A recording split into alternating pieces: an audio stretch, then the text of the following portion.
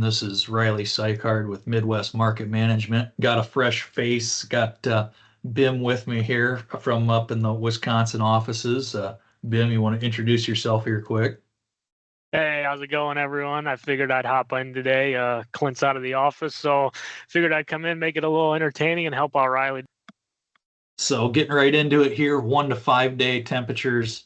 Pretty cool. We've seen the last 2, 3 weeks, temperatures been pretty warm. So this cool down on the corn side, really, really good as kernels are filling out. So cool temperatures and cooler nights is exactly what corn crop could use right now. And 1 to 5 showing it, and then the 6 to 10s showing it even more. Bim, correct me if I'm wrong. Not many times have I seen last week of August with temperatures pretty much throughout in the 70s.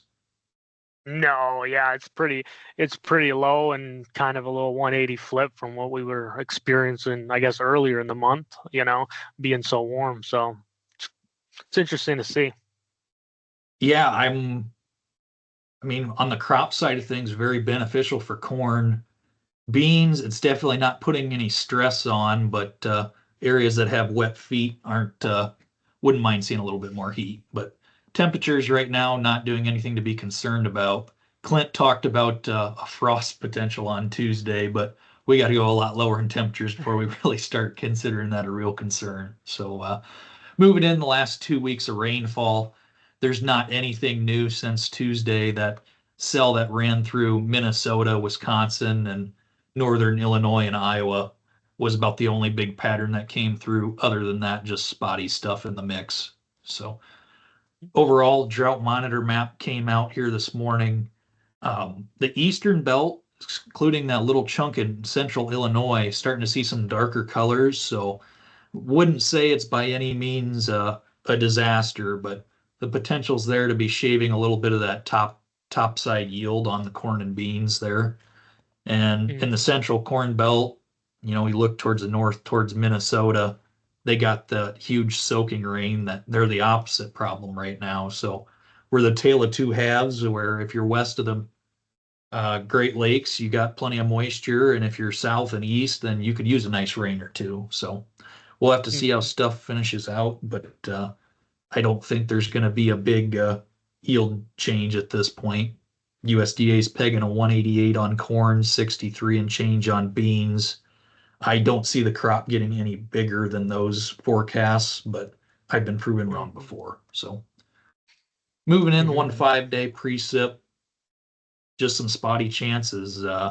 In the west, Kansas, Nebraska, wouldn't mind getting those rains, especially Kansas, as hot as it's been down there the last month. Those cool temps are definitely helping them out right now, and some rain would be some icing on the cake. So overall, other than that, some small spotty chances up north, nothing very serious.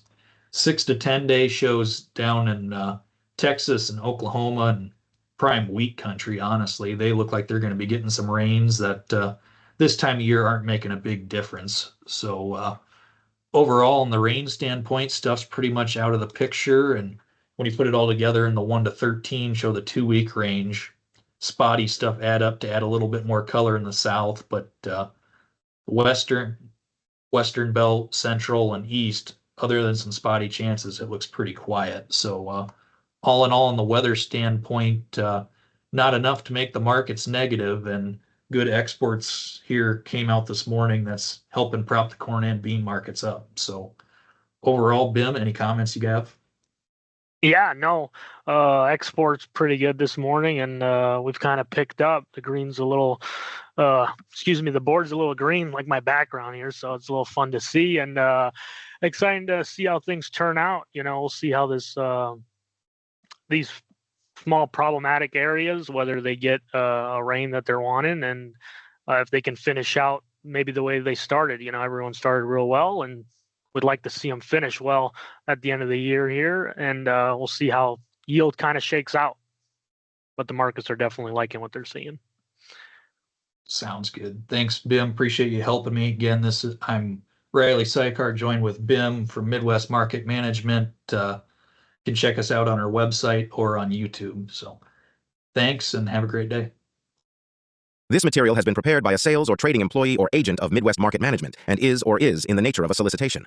This material is not a research report prepared by of Midwest Market Management Research Department. By accepting this communication, you agree that you are an experienced user of the futures markets, capable of making independent trading decisions, and agree that you are not and will not rely solely on this communication in making trading decisions. Distribution in some jurisdictions may be prohibited or restricted by law. Persons in possession of this communication indirectly should inform themselves about and observe any such prohibition or restrictions. To the extent that you have received this communication indirectly and solicitations are prohibited in your jurisdiction without registration, the market commentary in this communication should not be considered a solicitation. The risk of loss in trading futures and/or options is substantial, and each investor and/or trader must consider whether this is a suitable investment. Past performance, whether actual or indicated by simulated historical tests of strategies, is not indicative of future results. Trading advice is based on information taken from trades and statistical services and other sources that of Midwest Market Management believes are reliable. We do not guarantee that such information is accurate or complete, and it should not be relied upon as such. Trading advice reflects our good faith judgment at a specific time and is subject to change without notice. There is no guarantee that the advice we give will result in profitable trades.